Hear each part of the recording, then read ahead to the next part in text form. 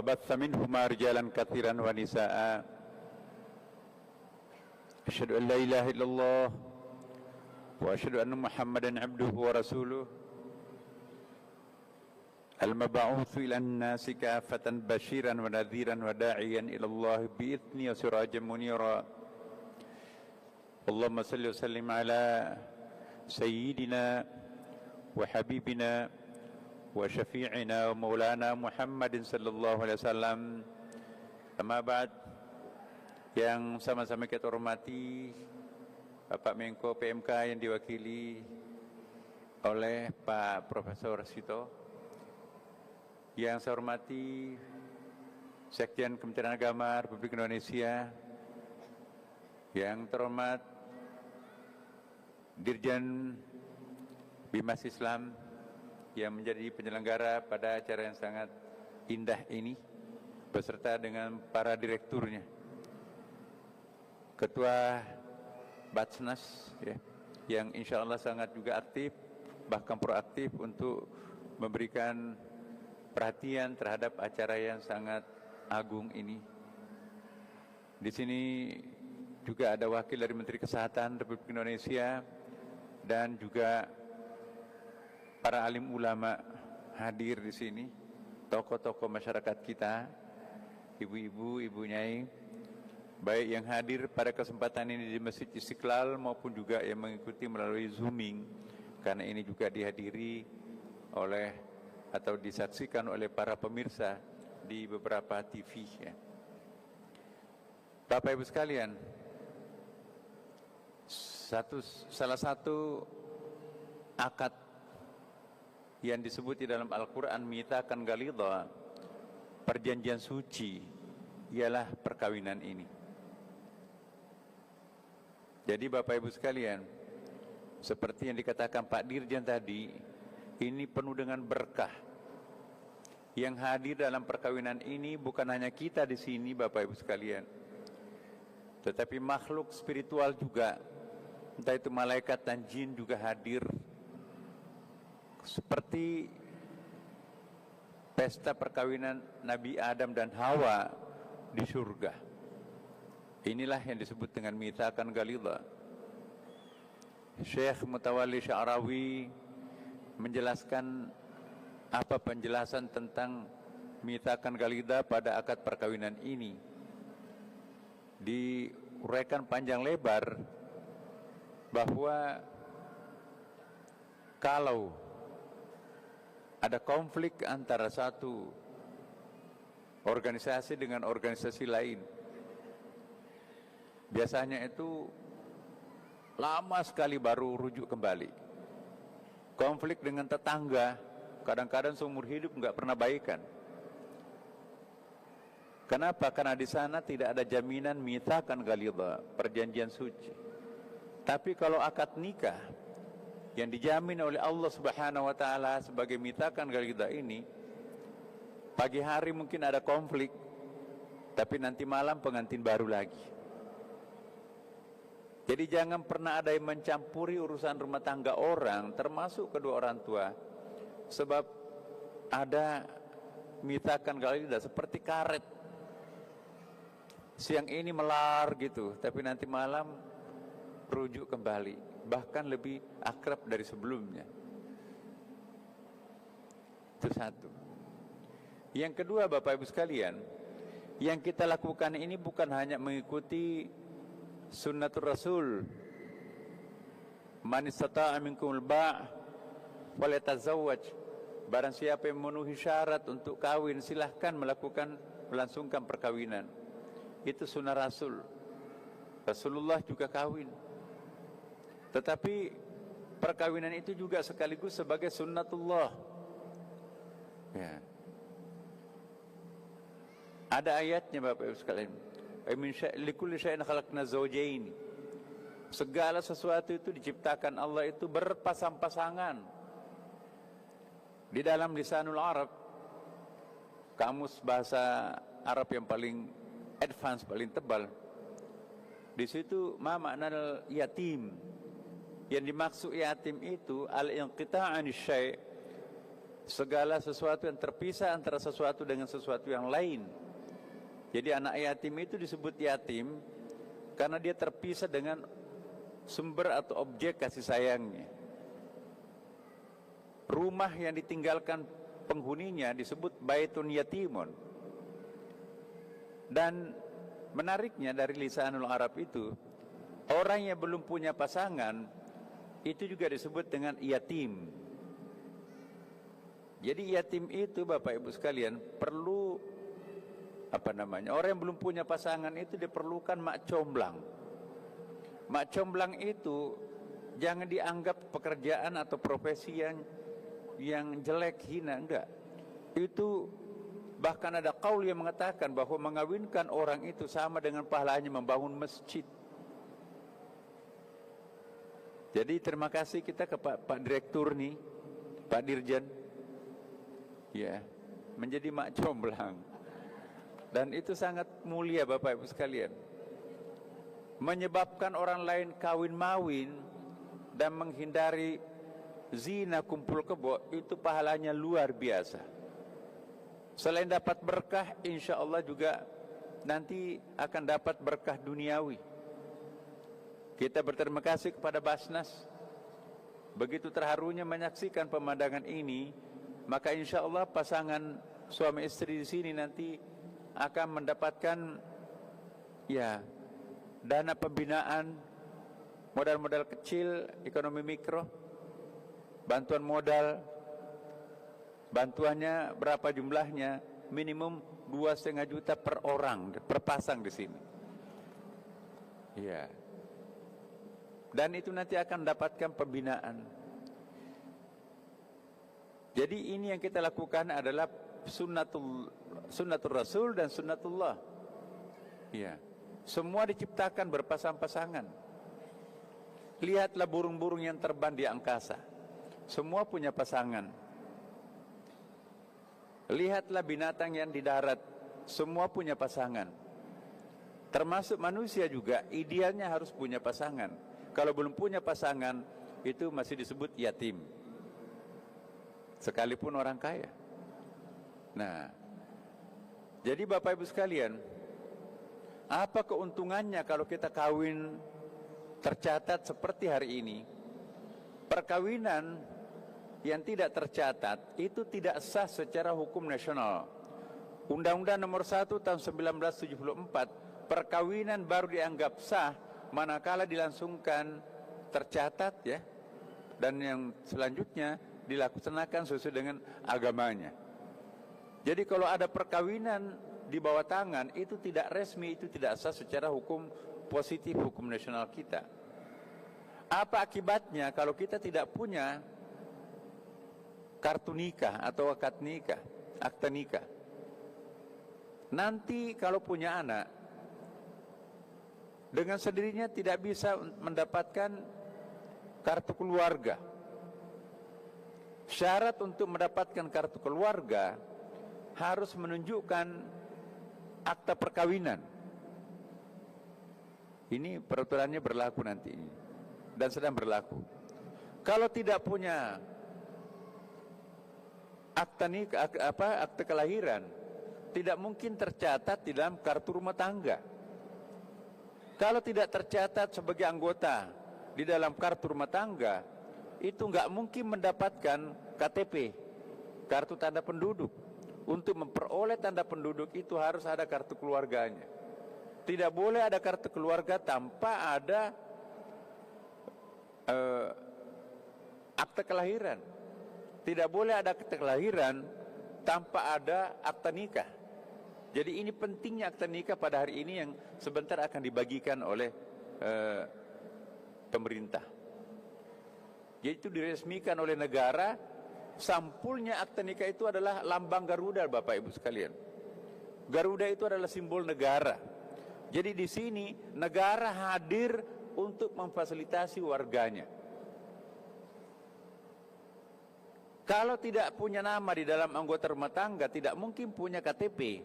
Susah. Kalau orang tidak punya KTP, tidak mungkin bisa membuat paspor. Kalau tidak punya paspor, tidak mungkin bisa menunaikan rukun Islam yang kelima, Karena haji itu pelaksanaannya di luar negeri, di Mekah, di Madinah. Jadi apa yang kita lakukan di sini bagian dari rangkaian untuk memenuhi rukun Islam yang kelima. Tanpa akta nikah itu nanti tidak bisa kita melangsungkan rukun Islam yang kelima nanti akan datang. Karena urutannya seperti itu. Tanpa akta nikah tidak ada akta kelahiran. Tanpa akta kelahiran tidak ada akta rumah tangga, kartu rumah tangga. Tanpa ada kartu rumah tangga, ya, tidak mungkin ada kartu penduduk, KTP. Tanpa ada KTP tidak mungkin ada paspor. Tanpa ada KTP, Bapak Ibu sekalian, susah hidup di negeri manapun juga, termasuk di negerinya sendiri di Indonesia. Kalau ada akte kelahiran, ada akta nikah, Bapak Ibu, pasangan suami istri sah. Maka kalau nanti salah seorang meninggal yang pegawai negeri misalnya, itu bisa mendapatkan harta warisan. Tapi kalau tidak tercatat, itu tidak mungkin bisa mendapatkan warisan dari yang bersangkutan. Susah sekali. Tanpa ada akta nikah, anak yang lahir dari pasangan kawin bawah tangan itu nggak mungkin bisa mendapatkan tunjangan pemerintah. Misalnya suaminya atau istrinya pegawai negeri, kalau ada anaknya lahir itu ditanggung anaknya itu oleh pemerintah. Tapi syaratnya harus ada akte kelahirannya. Akte kelahiran tidak mungkin bisa diperoleh tanpa ada akte nikah. Jadi akte nikah ini besar sekali manfaatnya dalam kehidupan berbangsa dan bernegara, Bapak Ibu sekalian. Kita berterima kasih kepada Kementerian Agama karena perkawinan massal seperti ini banyak sekali manfaatnya.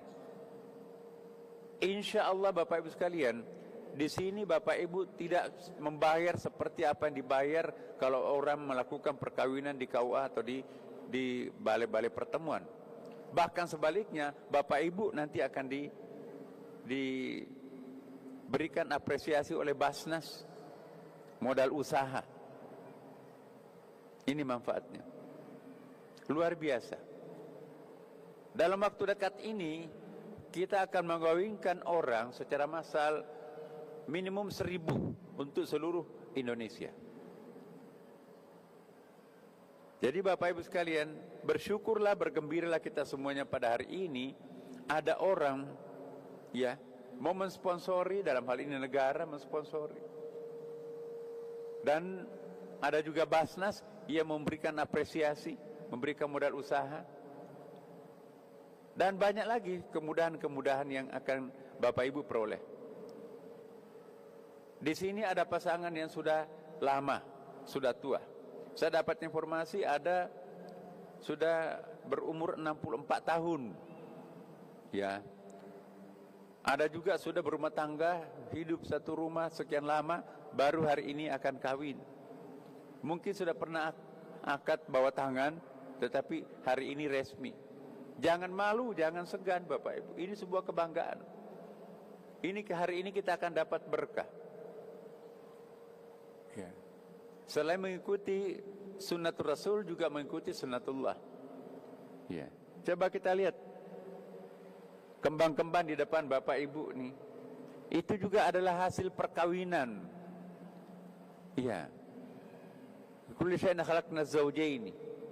Segala sesuatu itu diciptakan Allah berpasang-pasangan. Bahkan kalau kita lihat di dalam kitab-kitab kuning Bapak Ibu, misalnya di dalam Fususul Hikam karya Ibnu Arabi, itu dijelaskan bahwa makrokosmos alam semesta ini pun juga melakukan kawin mawin. Sang suami adalah langit dan sang istri adalah bumi. Kita diminta untuk mencontoh pasangan makrokosmos itu rukun selalu. Tidak pernah cekcok antara langit dan bumi. Dan ada juga etikanya. Menarik sekali. Dari penjelasan Ibnu Arabi, ulama besar, bahkan Imamul Aulia dianggap sebagai imamnya para wali. Manakala sang suami langit, akan melakukan hubungan intim dengan istrinya, yaitu bumi. Persis apa yang dikatakan Rasulullah, kalau kalian ingin melakukan hubungan suami istri dengan pasangannya, tentunya itu ada yang disebut dengan mula'abah, warming up, Kama Sutra.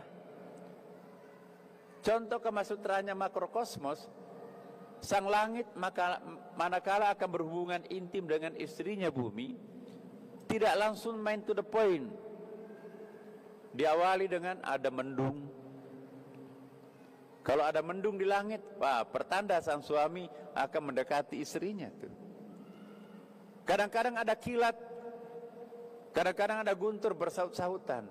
Itu adalah mula'abah, warming up, Kama Sutranya langit. Isyarat, hai bumi, istri siap-siap untuk mendapatkan suaminya. Dan itu juga ditandai dengan orgasme. Maaf nih, orgasme itu apa? Puncak kepuasan seorang suami istri yang ditandai dengan, maaf nih, bahasa orang dewasa ini, keluarnya nutfah masuk ke rahim ibu. Itulah nanti yang akan menjadi cikal bakal janin, lalu menjadi bayi. Sang suami juga sama. Makrokosmos, sang langit, pada saatnya puncaknya nanti akan mengalami orgasme yang ditandai dengan keluarnya cairan, keluarnya turunnya air hujan, masuk menembus perut rahim ibu pertiwi, maka lahirlah kemudian anak-anak makrokosmos. Tumbuh-tumbuhan ini adalah bapak kandungnya langit, ibu kandungnya adalah bumi. Jadi mematahkan ranting pohon tanpa minta izin, tanpa melalui persyaratan tertentu. Apa bedanya kalau kita menjewer anak orang, telinganya copot, pasti bapak kandungnya marah, ibu kandungnya marah kan. Maka itu perkawinan ini adalah mengikuti ritme makrokosmos.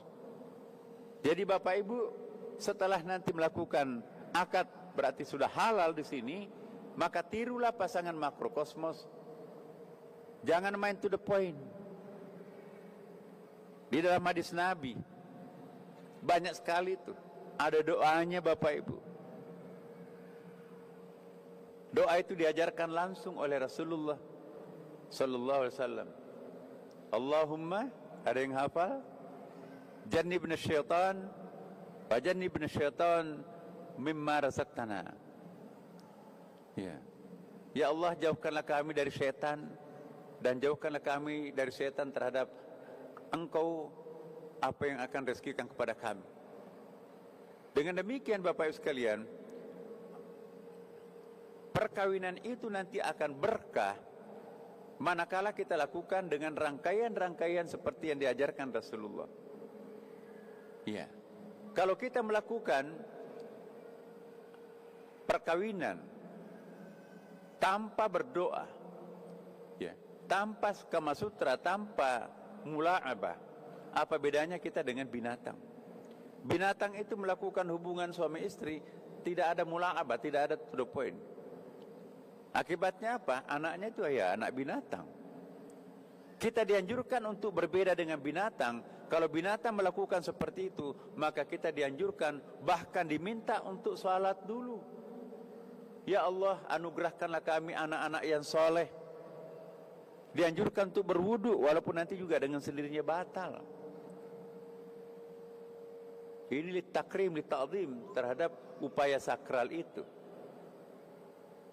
Dan dengan demikian insya Allah berdoa seperti itu, mula'abah dan seterusnya, berarti anak yang lahir dalam keadaan sudah siap. Jadi ada anak spiritual, ada anak biologis, dan ada anak binatang. Jadi kalau main hantam tanpa ada doa, tanpa ada kedekatan diri dengan Allah, apalagi tidak mandi junub, maka anak yang akan lahir itu adalah anak apa? Seperti cara membuat anak bagi para binatang itu. Jadi jangan selalu menyalahkan anaknya kalau nakal. Jangan-jangan pada waktu kita membuatnya, kita seperti binatang dan anak kita itu adalah anak binatang. Lakukanlah seperti apa yang dianjurkan Rasulullah sallallahu alaihi wasallam. Kita berdoa, ya.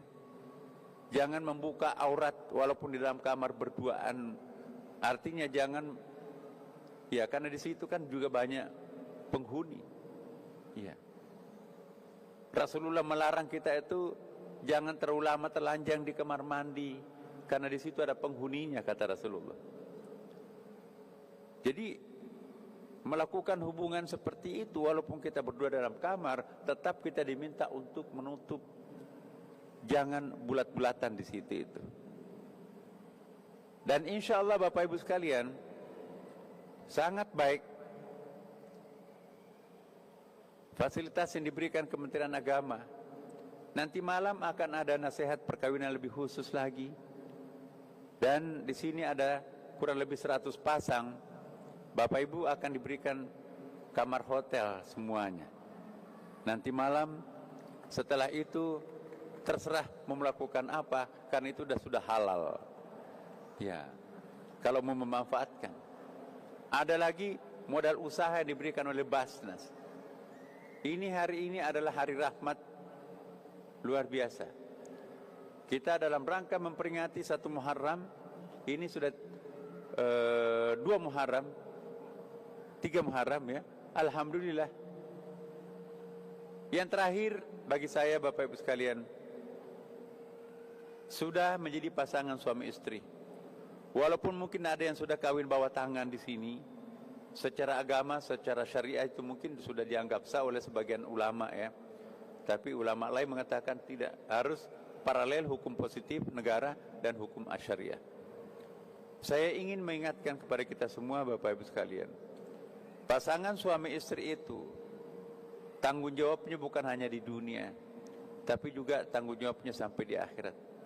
Bercita-citalah Bapak Ibu sekalian akan memperoleh pasangan indah di dunia ini dan sampai di akhirat.